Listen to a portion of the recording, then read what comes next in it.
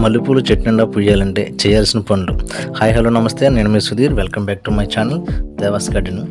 మనం ఈ సీజన్లో మల్లెపూలు బాగా పూయాలంటే మనం తీసుకోవాల్సిన జాగ్రత్తలు అండ్ కేర్ గురించి మనం తెలుసుకుందాం. ఈ మొక్క నేను 10 లీటర్స్ బకెట్లో పెట్టానండి. అందుకే ఇప్పుడు నేల మీద వేస్తున్నాను అనమాట. ఎందుకంటే మల్లె మొక్క రూట్ బౌండ్ చాలా ఎక్కువగా ఉంటుందండి. వేలు చూడొచ్చు మీరు, సాయిల్ కనపడట్లేదు, ఓన్లీ రూట్సే కనపడుతున్నాయి. ఇక్కడ బకెట్లో పెట్టాలనుకుంటే కనుక 20 లీటర్స్ బకెట్లో పెట్టండి, అది బెటర్ అండి. ఎందుకంటే మనకి పెయింట్ బకెట్స్ ఉంటాయి కదా, అవి అలాంటి బకెట్లో పెట్టుకోవాలి. 20 లీటర్స్ బకెట్ అవి. ఈ మొక్క నేను 10 డేస్ బ్యాకే ప్రూనింగ్ అనేది చేశానండి. ఇప్పుడు చిగురులు వచ్చాయి, చూడండి చిగురులు ఎలా ఉన్నాయో. అలాగే మొగ్గలు కూడా వచ్చాయండి, చూడొచ్చు మీరు చిగురులు చూడండి. ఇది 10 డేస్ బ్యాకే ప్రూనింగ్ చేశాను అనమాట. అంటే ఫిబ్రవరి ఫస్ట్ వీక్ అండ్ సెకండ్ వీక్లో మనం ప్రూనింగ్ చేసుకుంటే మంచి రిజల్ట్స్ అనేవి ఉంటాయి అనమాట. చూడొచ్చు ఇక్కడ మొగ్గలు కూడా వచ్చేసినాయి అప్పుడే. చూడొచ్చు మీరు వీడియోలో మొగ్గలు చూసారండి ఎలా ఉన్నాయో. మార్చి వచ్చేస్తుంది కాబట్టి నాకు స్టార్ట్ అయిపోయింది అనమాట.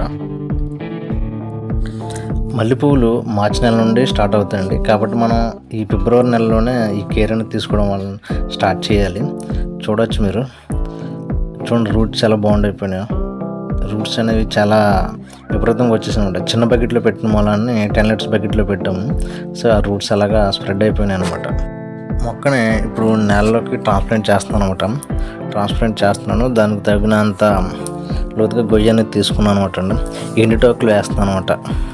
అంటే కంపోస్ట్, అలాగే లిటిల్ బిట్ వెండిటాకులు కూడా వేస్తున్నాను.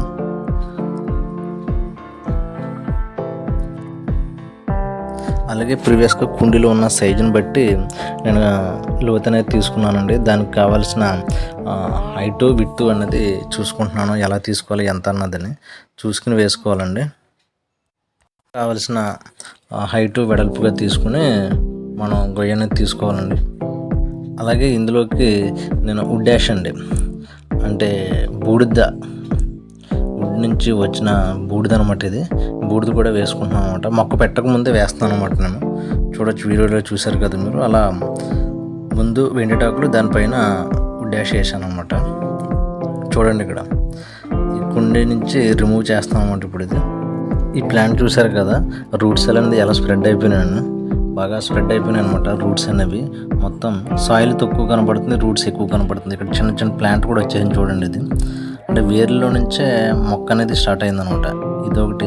అండ్ ఇక్కడ కూడా చూడొచ్చు ఇంకో చిన్న మొక్క కూడా వచ్చేసింది అనమాట. దాని పక్క నుంచి వేర్లో నుంచే మొక్క వస్తుంది అనమాట. సపరేట్గా మనం పెట్టిందంటూ ఏం లేదండి, ఆ వేర్లో నుంచే మొక్క మొదలై వస్తుంది అనమాట.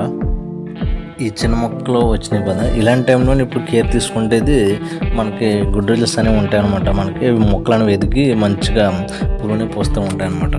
ఈ ప్లాంట్ చూసారు కదా, రూట్స్ ఎలా స్ప్రెడ్ అయిపోయినాయి. ఇప్పుడు మనం స్మాల్ చిల్డ్రన్ రూట్స్ ఉంటాయి కదా, చిన్న చిన్న రూట్స్ అనేవి కట్ చేసుకోవాలన్నమాట.